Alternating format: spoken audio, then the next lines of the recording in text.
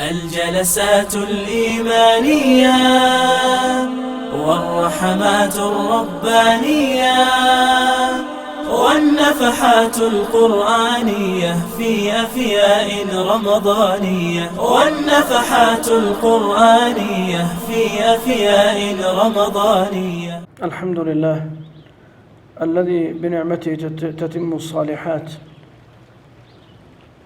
ونصلي ونسلم على رسولنا صلى الله عليه وعلى آله وصحبه وسلم تسليما كثيرا إلى يوم الدين.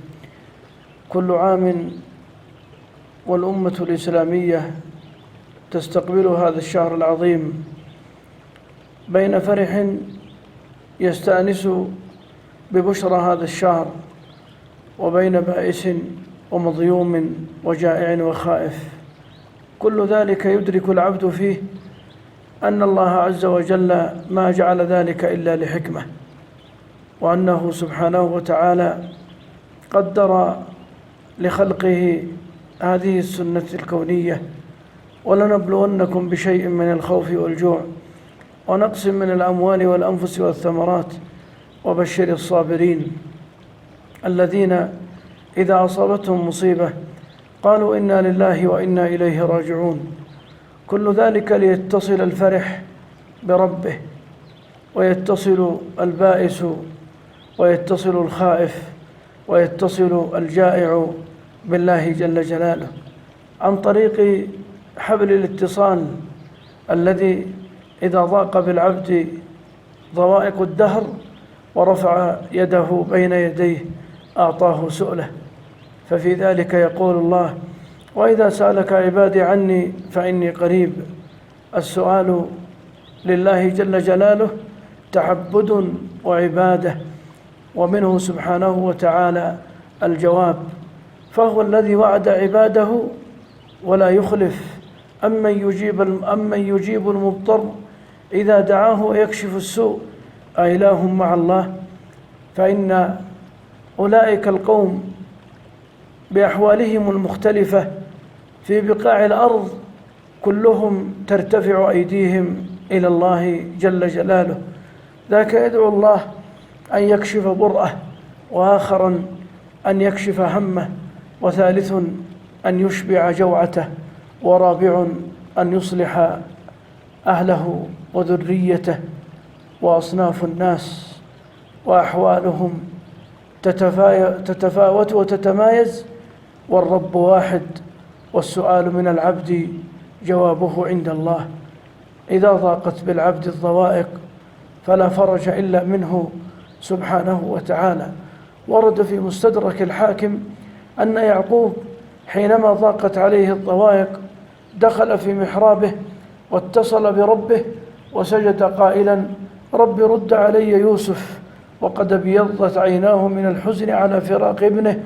وإذا بهاتف يقول: يا يعقوب ارفع راسك وعزتي وجلالي لو أن يوسف ميتا لأحييناه لك.